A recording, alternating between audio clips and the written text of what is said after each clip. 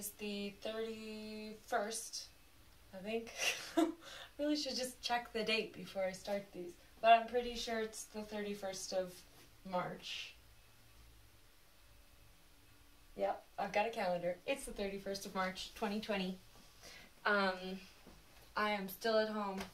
I am still a little sick. COVID-19 is still happening. So I am still making videos. And a lot of you guys are probably still doing whatever it is you've been doing to fill this really weird time in your life and in the world's life. So today I found myself digging through a large stack of old journals. This stack is beside me. It looks kind of small now that I'm looking at it, but I found that there were a lot of reoccurring elements.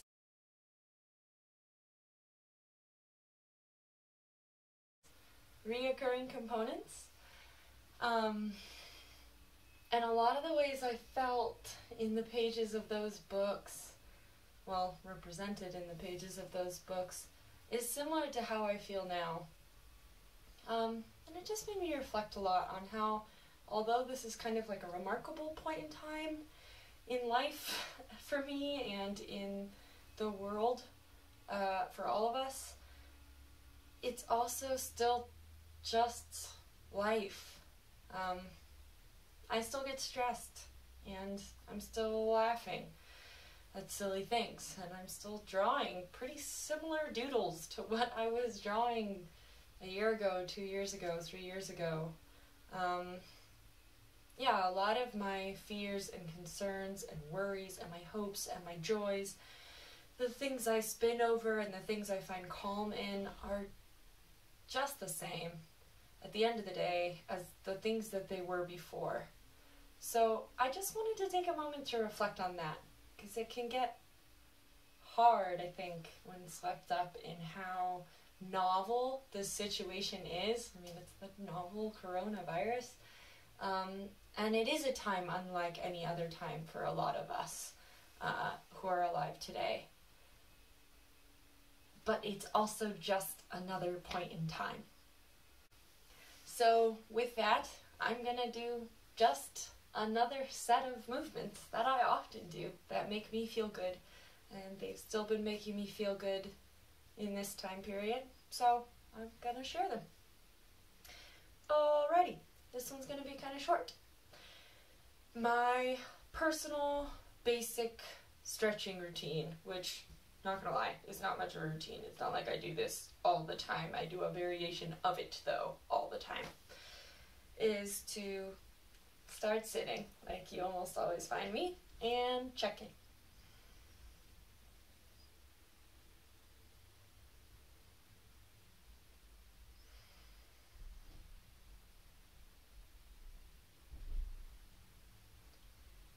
I can feel my hips ready to move.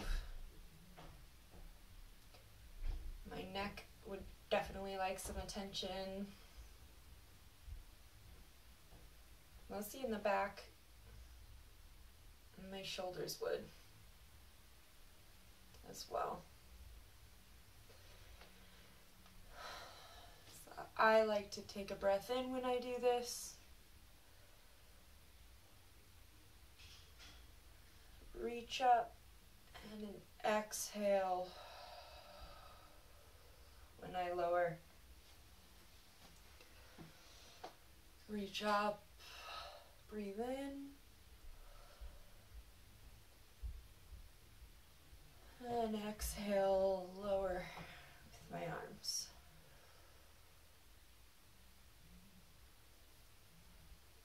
I usually wiggle out in between movements very regularly. It's my way of kind of seeing what still wants to move. And with this reach in, I'm going to try to focus my breath a little more on my belly. It's been going up into my chest.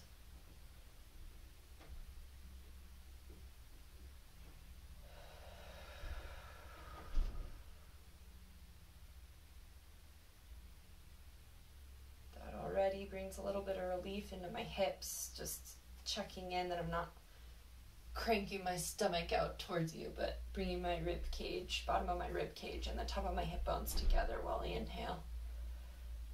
While I lift up the arms, helps take some pressure out of my low back.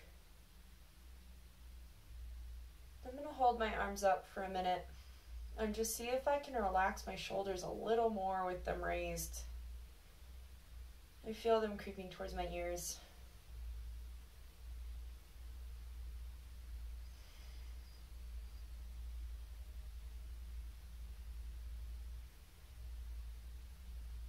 And exhaling.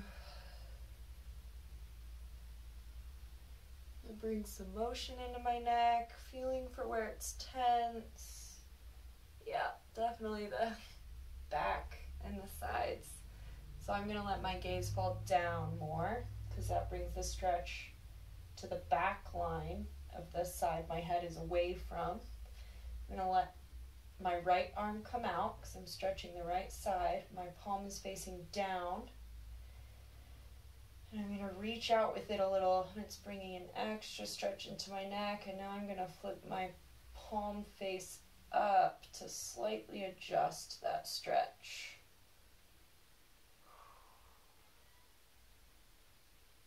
The muscle that's often tight on me is levator scapula. It's tight on a lot of people. There's other muscles that are clenching in there as well, but I know that one is problematic for me, and this is one of my favorite ways to stretch it. It's really subtle, and it's easy to do from wherever. I'm going to lower my arm, wiggle my head a bit on my neck, keep breathing into my belly, check in on both sides. That definitely made a difference on my right side. Now we'll go for the left. Tip my head to the right side, ear goes to the right side to stretch the left side of my neck, and my gaze will face down. My left arm is going to reach out, palm face down first. Ooh. Yep. Feeling it on that side quite a bit. And on this one, I'm going to just toy with my palm a little bit. I can feel a lot of tension running up and down my arm, all the way into my neck. So I'm going to move my thumb to point straight in front of me, and then to the ceiling, a little bit backwards, behind me, and then back up to the ceiling. Just to shift around in this stretch till I find where I want to leave my arm, my hand pointed to target those areas. Toy with the gaze of your eyes to the tilt of your head to really get into the spot on your neck that you're wanting to stretch out. Yeah, there's a good spot for me.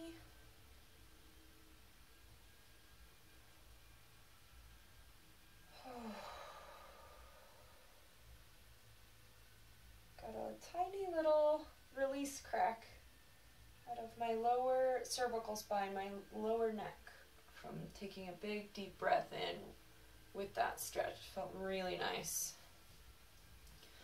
So my shoulders are feeling pretty good. I like to do some hand clenching and releasing to just get the blood flowing in my arms. Sort of shake them out. It's like a finger wiggle. And then I do some shoulder roll. I kind of tilt side to side. I arch back. I roll forward. I just kind of explore my spine. So after doing a lot of different yoga practices for several years and going to the climbing gym and practicing my friends' stretching routines with them, I've kind of gathered a set of little micro movements that I like to use for myself. So I'm showing you these because, like I said before, I've noticed they are still the things I go to during this COVID thing. Just like I went to them a couple years before, and for me it's a lot of lateral flexion in my spine paired with actual flexion, bending forward, and extension. So I just toy a lot with moving my spine side to side. I use my arms to get my breath more to my side body and to work my shoulders out, and I roll forward a lot to try to bend at certain points in my vertebrae. I get really tight right in this midsection right behind my sternum, so I like trying to bend each separate vertebral space at a time, rounding through them to get a little more space. It's kind of hard to do when you're talking, honestly. And then I go back as well, but my focus today will be forward flexion.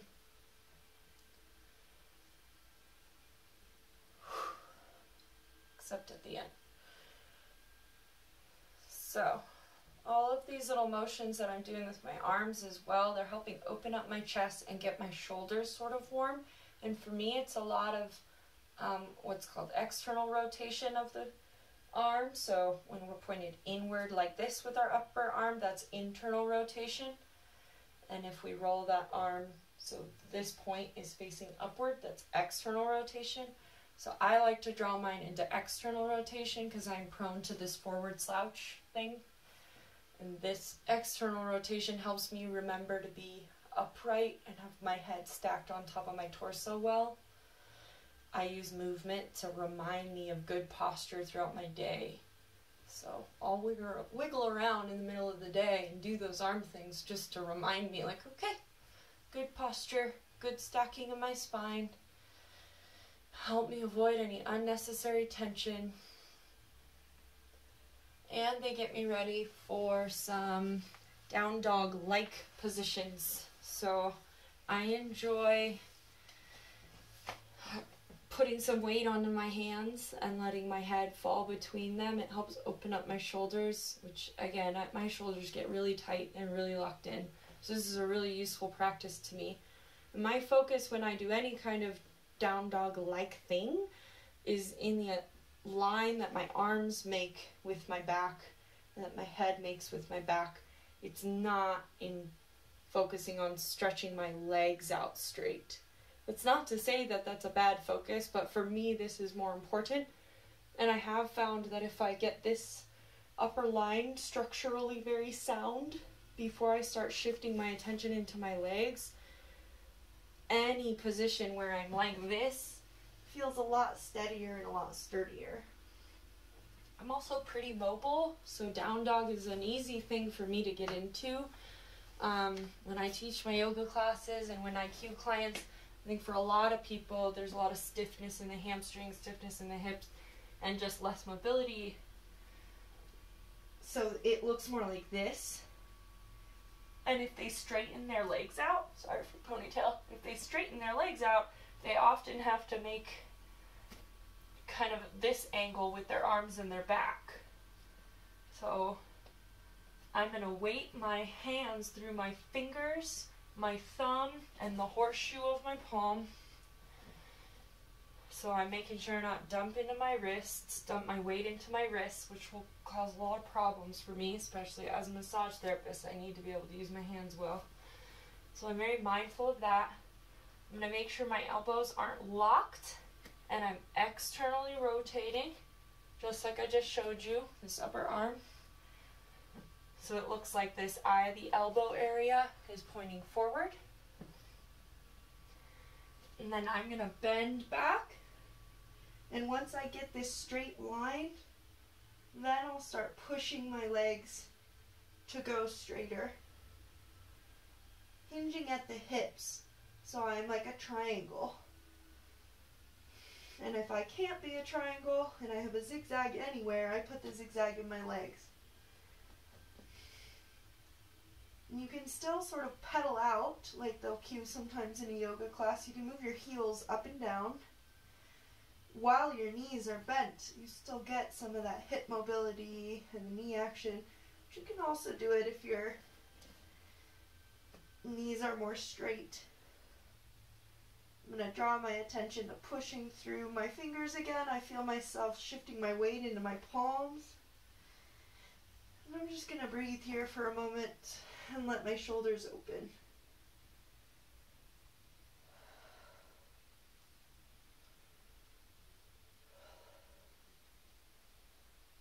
then I like to come forward into plank.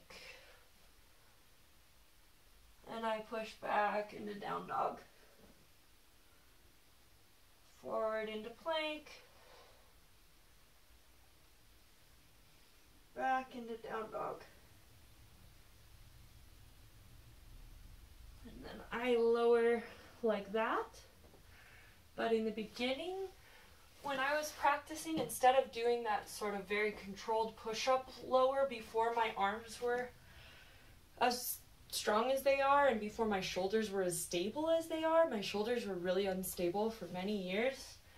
I found it useful to lower by dropping my knees to the ground, coming under my elbows, and then scooting my hips down, and then come down to the mat.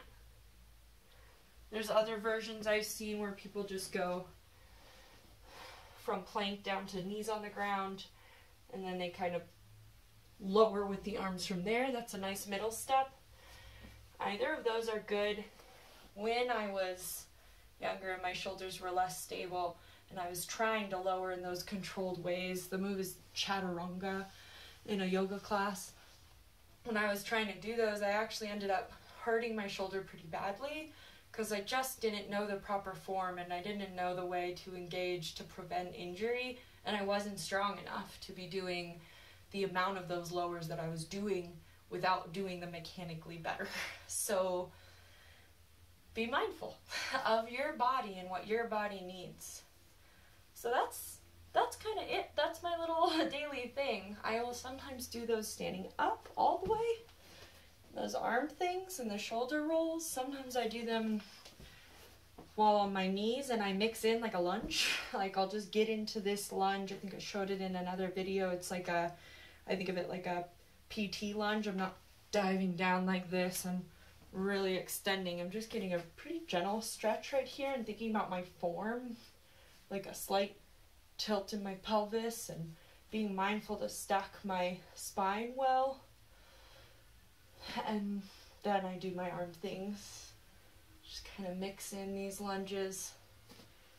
But the main focus of it is that spinal flexion, the check-in in the beginning. Let's start from there. I do my check-in in the beginning.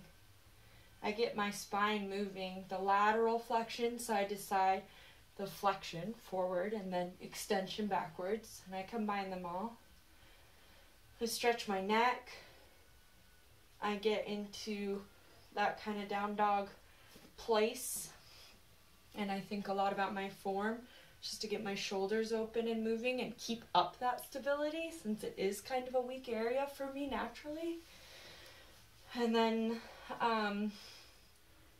afterwards, I take a moment to just kind of explore what I want. It's like today, my hips really feel like they want to move. And sometimes I do that from the ground. I just get into tabletop and I'll like tilt my pelvis, tilt my hips so that tail, that invisible tail we have, is tucking underneath me. So sort of the bottom half of a cat-cow. And then I'll let it round up a bit, and then I tip it down. And this also lets me practice my hand placement and see how well I'm putting weight into my hands.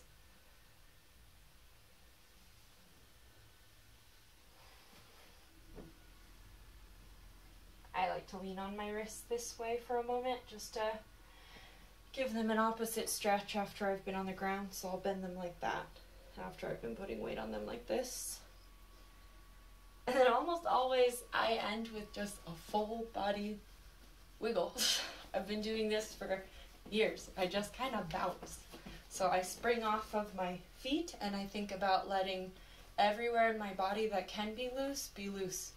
So if I notice that I'm springing and it's more like this, then I try to shake out my legs, wiggle out my arms, super floppy. And I just kind of hop like this, see if I can make my shoulders bounce up and down. Can feel this sort of working out the muscles in my quad muscles. I can feel it working out my hamstrings a little bit. They're just shaking and almost like giving themselves a little massage. When you're climbing and you've been hanging on a hold for a while, you lower your hand and you just shake it out. You shake out your wrist and it gets the blood flowing. It helps the muscle relax. So it's that same concept that I just bring in everywhere. A massage therapist of mine showed me this. He practices Qigong, and I think he pulled it from that. Sorry if I'm misciting, but that helps. And that's how I end my little focused movement practice before I go about and move throughout my day. So that's my little bit of life. I hope that all of you find time to recognize the normalcy in this time period that feels abnormal. For me, looking through the journals was super helpful. So was drawing, because I ended up drawing a lot of things that I always draw. Been on a prickly pear kick. So, still drawing them. Yeah. Be well, be wise, be unabashedly you. I hope you have a great day.